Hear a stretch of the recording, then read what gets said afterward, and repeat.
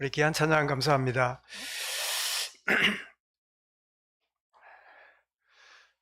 그러고 보니까 2년 벌써 반이 다 돼가네요. 제가 코로나 이후에 뇌경색을 거치고 그 물리치료사가 제가 퇴원을 앞두고 있으니까 뭐 손을 들어봐라, 발을 들어봐라, 뭐 어떻게 해봐라 이렇게 하더니 집에 가서도 그 운동을 계속 하래요. 그래서 내가 치료받을 때는 약을 먹이고 뭐 주사를 놓고 뭐 이렇게 하더니 이제는 생활로 들어가면 이렇게 몸을 움직이고 이렇게 활동하라고 그렇게 가르치는구나 하는 걸 제가 기억하고 있는데, 로마서의 구조가 그렇습니다. 1장부터 11장까지는 우리 인간이 어떤 존재인지, 이런 존재인 죄인이 어떻게 구원을 받게 되는지, 그리고 이제는 12장부터는 이렇게 구원받은, 이제 퇴원하게 되는, 병을 고침받고 회복되어서 살아난 내가 이제는 어떻게 일상생활을, 내가 대인관계를 하고 살아갈 것인가를 이야기하는 게 12장부터의 이야기입니다. 그래서 오늘 말씀 제목이 뭐죠? 은혜로 살아가는 성도의 모습을 우리는 12장에서 이제 확인하게 될 겁니다. 이런 모든 사람은 하나님의 완벽한 계획 가운데 태어나고 살아갑니다. 여러분, 저도 이 고백을 하기까지는 꽤 오랜 세월이 걸렸어요. 왜 누구처럼 아니고, 왜 어떤 것처럼 되지 않고, 왜 나만 이런가? 이런 것 때문에 참 힘들어하고 불행해하고 또 비교의식에 빠지는 그런 자리에 들어갔지만, 아니다. 하나님이 나를 완벽하게 이 땅에 오게 하셨고 살아가게 하고 계신다. 아니, 목사님, 저런 장애자도 말입니까? 저런 불구자도 말입니까? 예, 하나님이 보실 때는 완벽하고 하나님의 완벽한 계획 속에 살도록 이 땅에 보내주셨어요. 아멘. 여러분, 이게 되어지는 게 복음의 누림의 첫 출발입니다. 나를 받아들이는 것, 나의 나됨을 감사하는 것, 이것이 바로 복음을 누리는 첫 출발이 되는 거지요. 그래서 여러분, 저 사람은 누굽니까? 하나님의 사랑의 대상입니다. 아니, 저 사람도요. 저 사람도 하나님의 구원받을 대상입니다. 여기 있는 저 사람은 누굴까요? 여러분, 옆에 분을 한번 보시기 바랍니다. 이 사람은 누굴까요? 이 사람은 누굴까요? 나의 관심과 배려의 대상일 뿐입니다. 아이고, 미워하고 막 꼴보기 싫고, 아이고, 그냥 대하기가 힘들고가 아니라 다 이들이 누구라고요? 하나님의 사랑의 대상이다. 하나님의 세상을 이처럼 사랑하사, 이 말이 뭐죠? 저런 사람도 하나님의 사랑의 대상으로 여기사 뭘 했다고요? 독생자를 주셨으니 저들도 구원의 대상입니다. 고린도서 5장 17절에 뭐라고요? 그런즉 누구든지 어디 안에 있으면요? 그리스도 안에 있으면 새로운 피조물이라. 저런 인간도 말입니까? 누구든지. 아니, 저런 사람도 말입니까? 누구든지 구원을 받을 수 있는 축복의 사람이죠. 여기 있는 사람들 말하고요, 나의 관심과 배려의 대상이다. 그래서 히브리 10장 24절에 서로 돌아보아 사랑과 선행을 격려하며, 서로 돌아보고 배려할 대상이지 미워하고 싸울 대상이 아닌 거지요. 그래서 빌립보 2장 4절이 어디까지 나가지요? 각각 자기 일을 돌아볼 뿐더러 저마다 실속만 챙기지 말고 다른 사람들 일을 돌아보아 남의 일을 돌아보아서 그래서 나의 기쁨도 충만하게 되는 그런 은혜를 우리에게 허락하시는데, 이런 바울은 이 로마서를 통해서 은혜의 비밀을 우리에게 알려주시는데요, 조금 전 말씀드린 대로 전반부에는 우리가 하나님의 은혜로 구원받았음을 알려주고, 12장부터 16장까지는 구원받은 자의 새로운 삶의 원리를 알려주는, 그래서 문자 그대로 새 생명, 새 생활. 전반부는 새 생명을 가졌다는 걸 알려주고, 뒤에는 뭐죠? 거기에 따르는 새 생활이 우리에게 주어진다. 그게 12장부터 내용이에요. 그래서 로마서 6장 13절에 너희 지체를 불의의 병기로 죄에게 죄주지 말고 오직 너희 자신을 죽은 자 가운데서 다시 살아나신 하나님께 드리며 너희 지체를 의의 무기로 하나님께 드리라. 강도 손에 흉기로 쓰임받았던 칼이, 강도가 회심하고 나면 이 강도가 칼을 가지고 이제는 뭘 할까요? 요리를 만드는 식도로 바뀌어지는 거지요. 우리가 누굽니까? 흉기 같은 그런 죄인이었는데 이제는 맛있는 음식을 만들어내는 부엌칼과 같은 그런 역할로 바뀌어진다.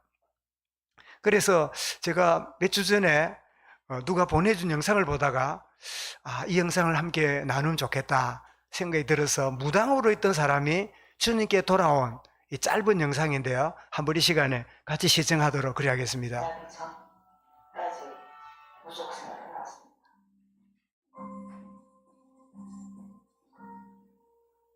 끔찍했죠. 힘들었죠.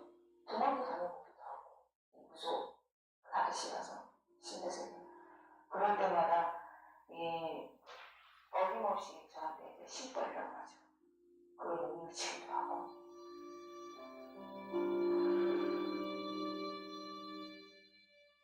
혼자 이제 바위에서 기도를 하고 있는데 기도 다 끝나고 일어서는 중간에 바위에서 큰 십자가가 광세계되면서 저를 바라보고 있었어요.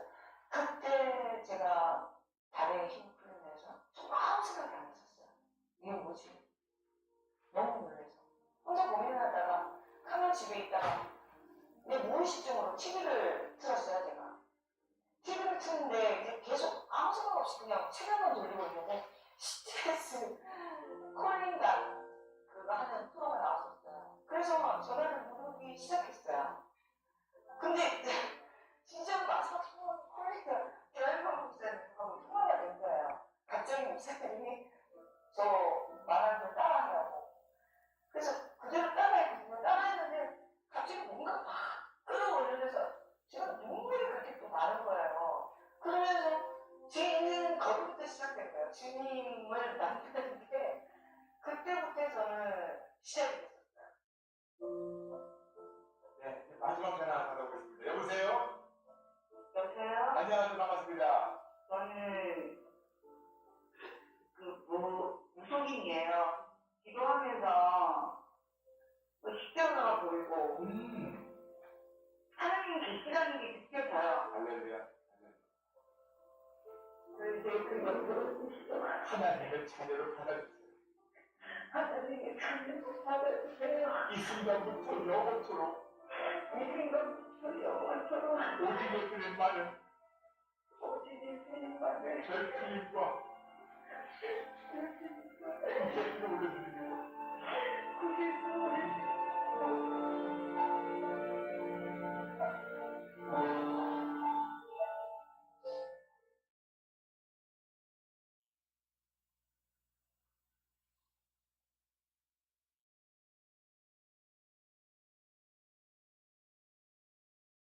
TBS 방송을 통해서 주님을 알게 됐고 완전 그 세계에 있었을 때는 정말 너무 칙칙하고 어두웠잖아요. 같이 거룩해 진다는 느낌, 아름다워진다는 느낌.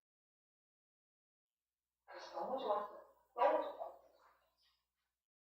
너무 행복해. 한 사람 한 사람 만날 때마다 얘기해주고 싶어요. 주님 살아계시다는 거.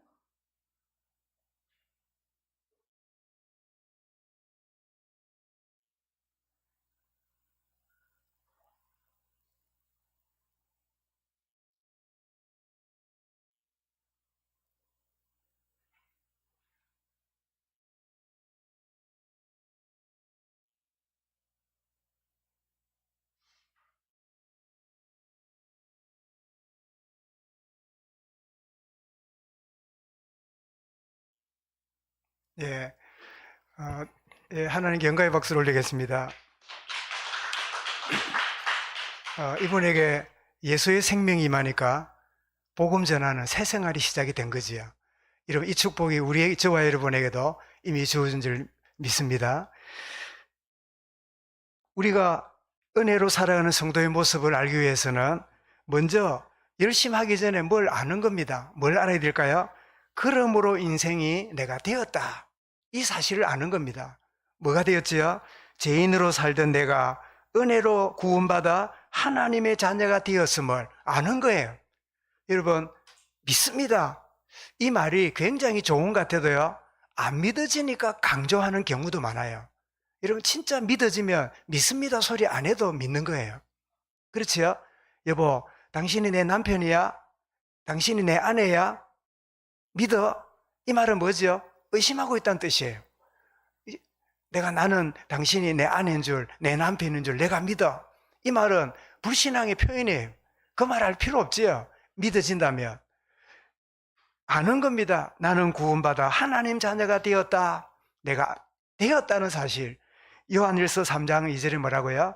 이제는 너희는 하나님의 자녀라. 내가 하나님의 자녀라고 믿기 전에 아시기를 바랍니다. 하나님이 나를 자녀로 삼으셨다. 이걸 아는 거예요. 이걸 아는 게 은혜로 살아가는 새로운 삶의 출발의 첫 걸음이죠. 그리고 종교에 묶였던 우리가 은혜의 복음 속에서 자유함을 얻게 되었다. 갈라디아 5장 1절에 뭐라고요? 너희 모든 가운데 자유케 하려고 자유를 주셨다. 오늘 여러분 이 심선미라는 이 무속인 생활할 때 어땠다고요? 묶여 살았댔잖아요. 이 묶여 살아있는 이 무속인의 모습이요. 여러분 놀랍게도 교회 안에 복음 잘 모르고 종교에 묶여서 무속인 비슷하게 힘들게 믿거나 지내는 사람이 없을까요? 저는 있다고 생각합니다. 저도 일순간에 그랬고요. 믿음 생활이 힘들어요. 믿는 게 무당이 몸신에게 묶여가지고 안 섬기면 힘들고 떠날 수도 없는 것처럼 종교에 묶여있던 우리가 복음 안에 자유했다. 아는 거예요. 그죠? 이게 아는, 더 나아가서 그렇게 되면 나만을 위해 살던 내가, 오직 나만을 위해 살던 내가 이제는 사람을 복음으로 살리는 인생으로 바뀌는, 오늘 이런 심선미 무속인이 뭐라 합니까? 나는 남은 인생 이 예수님을 자랑하고 예수님을 전달하는 그런 인생으로 살고 싶어요. 그랬더니 벌써 몇 명이 돌아왔답니까? 자기 밑에 있는 제자 2명이 북치고 장구치고 따라다니는 무당들 그 옆에 따라다니는 조수들 있잖아요. 그들이 제자로 돌아왔다고 했잖아요. 그치? 그런 것처럼 나만을 위해 살던 내가 사람을 복음으로 살리는 그런 인생이 되었음을. 그리고 마태 10장 8절에 뭐랬습니까? 병든 자를 고치며 죽은 자를 살리며 나병한 자를 깨끗하게 하며 귀신을 쫓아내며, 그러면서 뭐라고? 너희가 거저 받았으니 거저 주라. 이런 복음 운동이 뭡니까? 내가 거저 받았어요. 이 은혜가 너무 크니까 어떻게 해요? 거저 주는 거예요. 내가 믿고 내가 누리고 있으니 너무 감사하고 좋아요. 그래서 어떻게 해요? 이걸 나눠주는 거예요. 한 달 전 정도 전에 저희 경남의 노회에 친구 목사가 캔을 이렇게 한 박스를 24개짜리를 가져왔어요. 가져보니까 토마토 케찹인데 토마토를 이렇게 그러니까 스파게티에 넣어서 먹는 이 음식이에요. 근데 보니까 유통 기한이 23년 12월 31일이라. 그러니까 이틀인가 남겨놓고 그 음식이 왔어요. 그래 이걸 버릴 거냐, 이걸 그냥 먹을 거냐 고민하다가 저는 소신이 뚜껑을 열어놓은 것 같으면 빨리 부패하지만 뚜껑이 밀폐된 거라면 유통기간이 좀 지나도 문제없다, 그런 생각을 가진 사람인데요. 그래서 한두 개를 따서 이렇게 해먹어보고 이랬더니 이제 어제 부른가 오늘 부른가 다 먹었어요. 그러면서 우리 사모가 뭐랬냐니까 이거 더 없냐고. 그래서 이게 있는지 모르겠다고. 보니까 이탈리아에서 수입한 건데 이걸 어디 기증한 데 가면 싸게 사는 데 있잖아요. 한 3,000원 해도 거기 가면 100-200원 하는 거.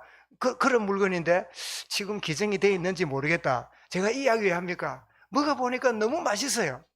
그럼 어떻게 해요? 이 맛있다는 이야기를 내가 지금 하고 있잖아요.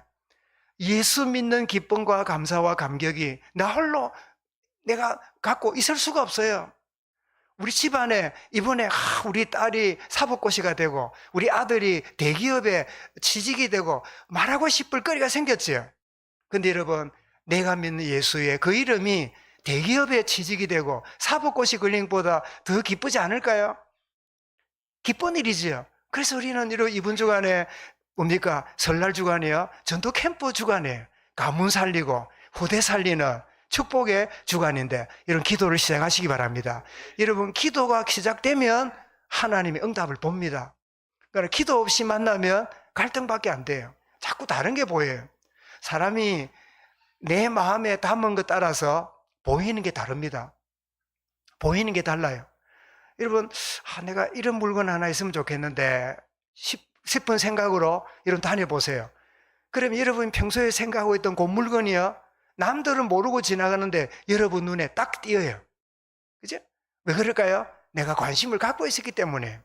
관심 없이 보았으면 하나의 흘러다니는 물건이지만 내가 관심을 갖고 있다 그러면 그게 나에게 뭐죠? 내게 응답으로 다가오는 거지요.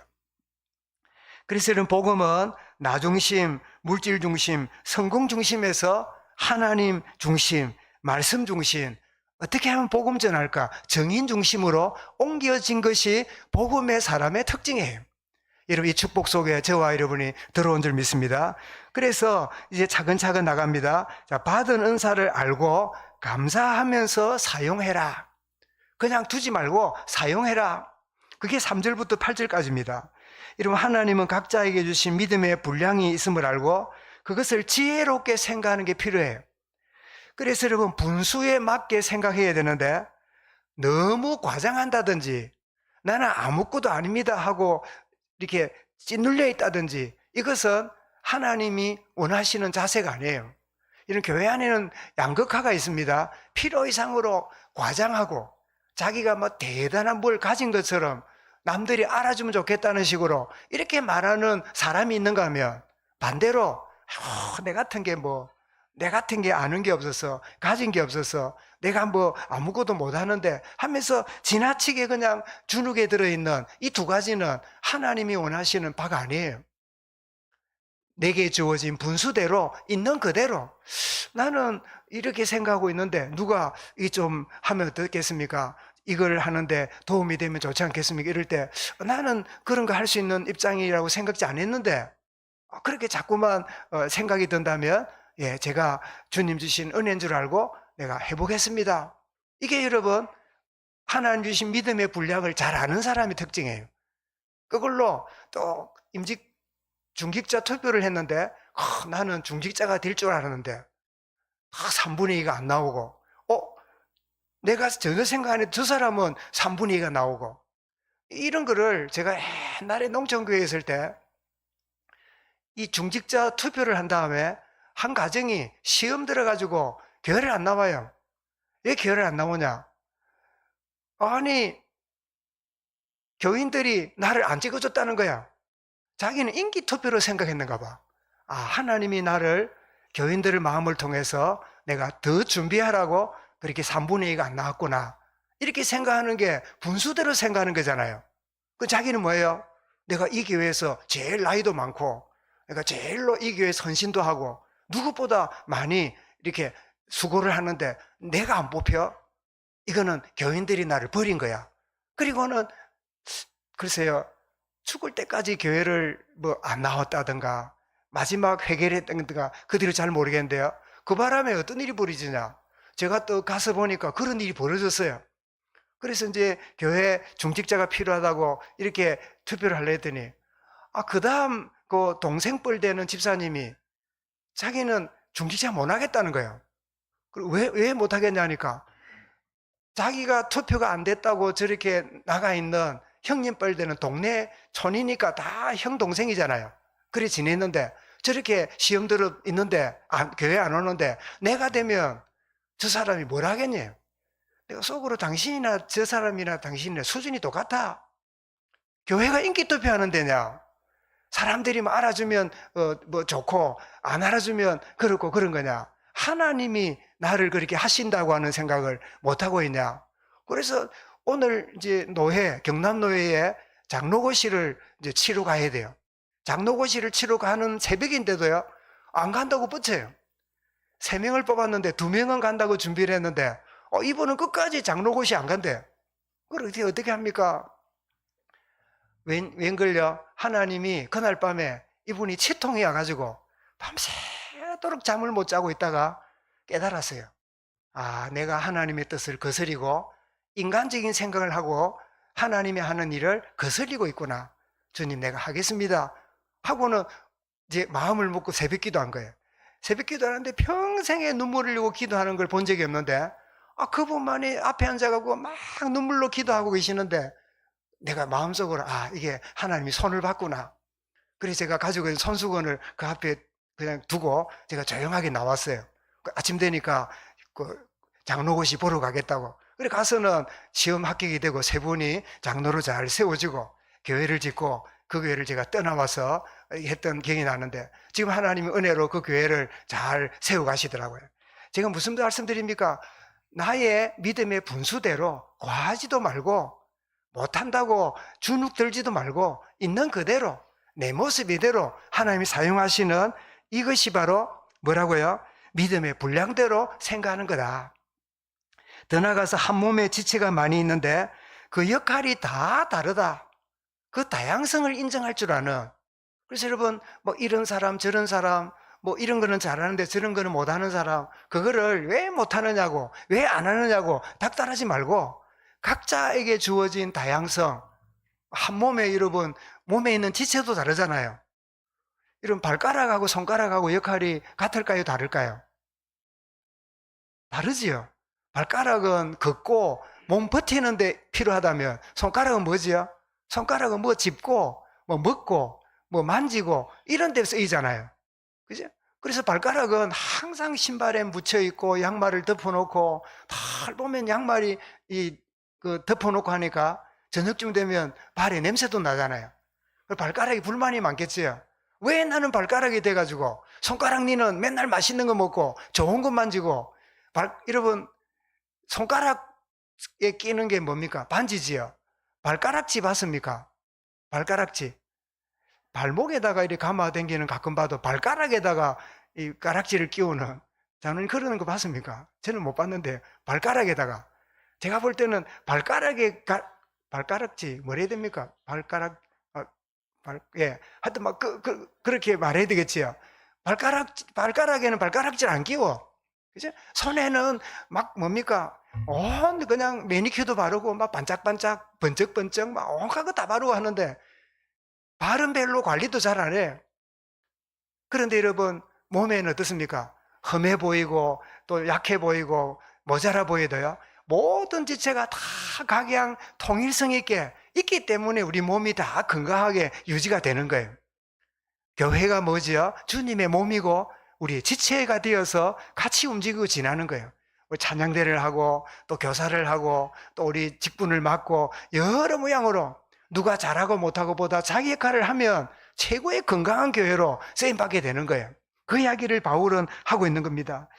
각각 다른 기능을 가졌지만 우리는 주님의 한 몸이다 라는 사실. 그래서 다양하면서도 연합성을 가진 연관을 가지고 있는 그런 자세다. 그러면서 은혜로 받은 은사들이 있는데 7가지를 말씀하는데요. 예언하는, 섬기는, 위로자 하는, 구제하는, 다스리는, 긍휼을 베푸는. 이게 뭐죠? 모두가 하나님의 집에 청지기로서의 역할을 하는 거예요.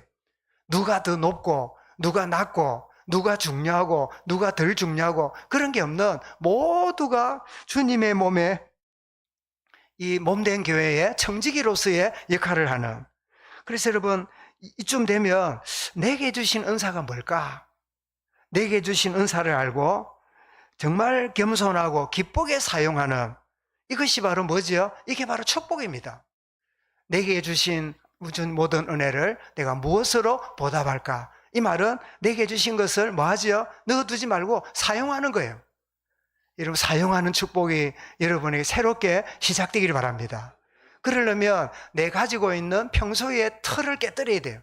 내 틀을 깨뜨리지 못하면 나는 이거 이상 안 해. 저거 못해. 그건 나하고 안 맞아. 라고 생각하면서 그냥 우왕좌왕하고 세월은 보낼 수 있겠지요. 받은 은사를 알고 감사하면서 뭐하기? 사용하기. 첫 번째는 뭐죠? 그러므로 인생이 되었다는 이 복음의 내용을 알기. 두 번째는 뭐죠? 구원받은 우리에게 주신 은사를 사용하기. 세 번째는 뭐죠? 이제는 하나님의 사람답게 나온 자세로 살아가기. 첫 번째 뭐라고요? 알기. 두 번째 뭐라고요? 사용하기. 세 번째 뭐라고요? 살아가기. 이게 오늘 말씀의 주제인데요. 여러분, 사랑 안에서 9절부터 11절입니다. 거짓과 악을 멀리하고 꾸준히 선한 일을 하는. 로마서 5장 5절에 그랬죠. 우리에게 주신 성령으로 말미암아 하나님의 사랑을 우리 마음에 부어 주셨어요. 여러분, 우리 본성에 인정이 많고 사람이 자상하고 남의 일에 이렇게 참 도와주려 하고 눈물이 많고 인정이 많은 그런 사람들이 있어요. 성경이 말하는 사랑 안에서 이 말은 우리 본성적으로 가지고 있는 그걸 말하는 게 아닙니다. 로마서 5장 5절에 뭐라고요? 우리에게 주신 성령으로 말미암아 하나님의 사랑을 우리 마음에 부으셨던 그 사랑으로 하라는 거예요. 그래서 여러분, 예수 믿고 저렇게 사람이 달라졌나? 저 사람의 본성과 기질을 아는데 저 사람에게 있는 저 모습은 저 사람의 기질과 본성이 아닌데, 이게 우리 가까운 사람 느끼게 돼요. 그게 뭘까? 주님이 부어주신 하나님의 사랑이에요. 하나님의 사랑이 부어져야, 그 사랑이 되어져야 꾸준하게 선을 행할 수 있어요. 안 되면 어떻게 해요? 내가 얼마나 지를 보고 잘했는데, 얼마나 내가 베풀었는데, 얼마나 참아줬는데, 얼마나 내가 희생했는데, 얼마나 내가 지를 위해서 시간을 들였는데 이럴 수가 있냐? 이게 뭐예요? 내 본성적인 인정과 사랑으로 대해서 그래요. 늘 억울해. 늘 손해본 같아. 내가 늘 적자 보는 같아. 그러나 여러분, 하나님의 사랑이 부어진 그 사랑으로 대하면 나는 일만 죄악 가운데 구원받은 그 은혜를 받았기 때문에 아무리 누가 나에게 험한 짓을 하고 내게 안갚음을 하고 해도 하나님의 사랑과는 비교할 수 없는 거예요.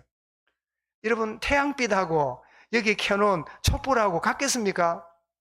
비교가 안 되겠지요. 그죠? 촛불, 태양빛 앞에는 촛불이 필요 없어요. 괜히 촛만 태우지요. 하나님의 크신 사랑을 부음받게 되면 내 본성과 가지고 있는 틀에 매이지 않고요, 주님의 사랑으로 그 일을 감당하게 돼요. 그래서 여러분, 사랑의 원자탕의 주인공이 손양은 목사님이지요. 저는 이 청소년 때 사랑의 원자탄을 읽으면서 아마 평생에 흘릴 눈물 반을 흘렸을 것 같아요. 읽으면서 얼마나 감동과 은혜를 받았는지요. 그 손양은 목사님이 여수에 있는 애양원, 거기 나환자들 돌보는 거기 가서 목회를 했잖아요. 그게 하는데 나환자가 막 고름이 흘리면요, 들어가서 신방 가서 입으로 고름을 빨아내어서 뱉을 만큼 막 그렇게 할 만큼 사랑의 사도라고 그랬는데, 결정적으로 여수 반란 사건 때 이 빨갱이들이 일어나가지고 수많은 사람을 죽이면서 기독교인들을 죽이는 일 했잖아요. 이 손양은 목사님의 첫째 아들 동인이 둘째 아들 동신이를 이 죽창으로 찔러 죽인 일이 벌어졌어요. 그래가지고 이제 국군이 들어와서 이 빨치산에 있는 친구들을 다 잡았는데, 연락이 와서 가보니까요, 목사님 그 두 아들을 죽인 범인이 여기 잡혀 있다는 거예요. 이름이 보니까 무슨 재선이야. 그래서 이 친구가 당신 두 아들을, 목사님 아들 두 명을 죽였다고 그 이야기를 하는데, 그 이야기를 듣고요, 손양은 목사님이 기도하는 속에, 그래, 하나님이 우리 죄인을 위하여 자기 아들을 죽게 하셨는데 그 마음에 하나님의 사랑이 부음받아 있어요. 그래서 지서에 가서 지휘관님, 이 청년을 살려주면 내가 양아들로 삼고, 내가 이 아들을 죽은 아들 대신에 양아들 삼고 내가 돌보겠습니다. 그랬더니 그 지휘관들과 모든 사람들이 세상에 이럴 수 없잖아요. 이놈의 새끼야, 네가 두 아들을 죽였네, 니도 죽으라고 막 그냥 돌멩이 던지고 막 온갖 짓 다 해도 사람들은 잘한다, 그래, 누구든지 그래도 옳지, 그럴 수 있잖아요. 그게 본성이잖아요. 그런데 자기 두 아들을 죽인 그 원수를 자기 양아들로 삼았어요. 그래서 나온 제목이 뭐냐? 사랑의 원자탄이라. 사랑의 원자탄이 터지니까 아무것도 없어. 어떤 것도, 내 본성도 기질도 상관없어. 하나님의 사랑이 부음받은 거예요. 하나님의 사랑이 부음받은 그 사랑으로 악을 멀리하고 꾸준히 선을 행하는, 그게 9절이지요. 그러면 10절에 보니까 형제의 사랑으로 서로 우애하고 서로 존경하기를, 니 먼저 해라 안 하고 뭐라고요? 서로 먼저 하고. 아, 저거 인사성 없네. 아우, 저 건방지네. 그래서 하지 말고 먼저 인사하고. 이제 한번 따라하겠습니다. 먼저 인사하고. 아, 이 목사님 저기 내보다 한 살 작은데요. 저게 건방지게 내 인사를 받고 맨날 내가 인사해야 지가 인사해. 아이고, 그러든지 말든지. 막 그거는 그 사람 형편이고, 나는 어떻게 해요? 그냥 반가워서 인사하는 거예요. 그냥 반가워서 그냥 챙겨보는 거예요. 내가 먼저 그냥 아는 척 하는 거예요. 그게 뭐지요? 새 생명 받은 우리가 새 생활을 살아가는 특징이에요. 하나님 자녀의 성도의 모습이에요. 존경하기를 먼저 하고, 이 말은 굴림하지 말고 봉사한다는 마음으로. 그리고 인사도 뭐지요? 인사도 봉사입니다. 여러분, 사람이 기분이 안 좋은데 누가 밝게 인사해주고 이렇게 알아주면요, 사람이 얼마나 힘이 나고 생각이 달라져요. 그게 뭐지요? 그게 봉사예요. 물론 립 서비스라고, 아이고 말로만 가지고 뭐 그런다고 뭐 도움되냐 그러는데, 여러분, 저는 자주 그럽니다. 그래, 대부분의 상처는 주먹 때문에 상처받습니까? 말 때문에 상처받습니까? 뭐 때문에 상처받지요? 주로 말 때문에 상처받아요. 그러니 빈말이 아니라 말이라도 바로 하고 좋은 말을 해야 돼요. 이제 지사님 얼굴이 왜 이래 안 좋습니까? 그 맞는 말인데 별로 그렇게 좋은 인사가 아니라, 지사님 참 요즘 보니까 뭐 다이어트 하십니까? 살이 많이 빠지신 것 같네요. 반대로 아이고 신수 얼굴이 훤하네요. 이 말은 뭐죠? 살이 쪘다는 표현이잖아. 그러기에는 얼굴이 참 아름답습니다. 이게 뭐지요? 별말 아닌데 이런 이야기가 뭐지요? 말로 사람들을 격려하고 위로하잖아요. 그래서 말 때문에 얼마나 상처를 주고받습니까?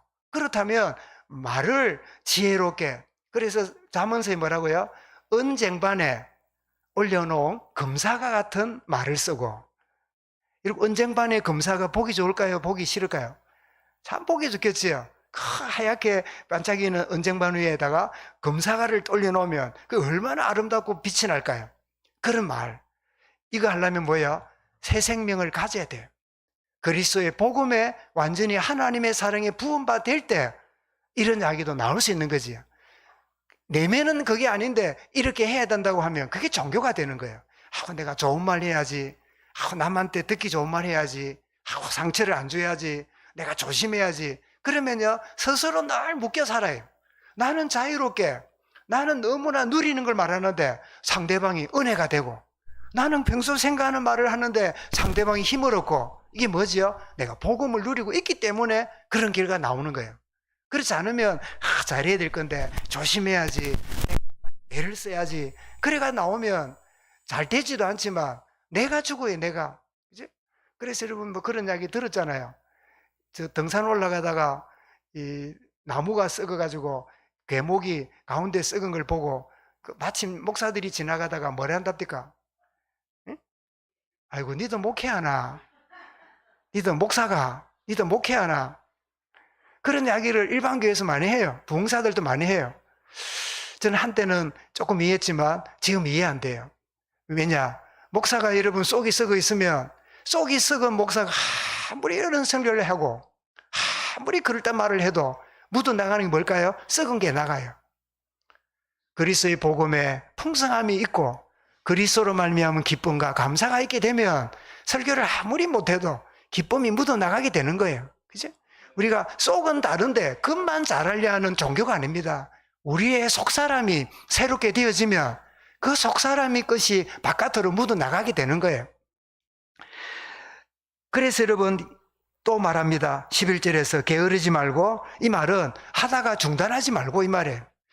중단하지 말고 열렬한 성실한 마음으로 주님을 변함없이 섬기는 것, 이것이 바로 은혜로 살아가는 성도의 모습이다.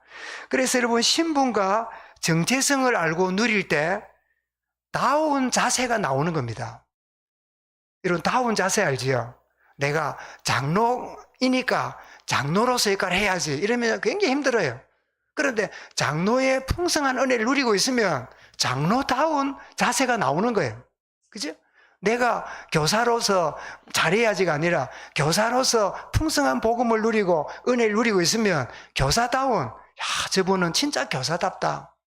저분은 진짜 장로님답다. 저분은 진짜 목사님답다. 이 다운 자세가 뭐지요? 속에서 나오는 그런 결과가 다운 자세로 나오는 거지요.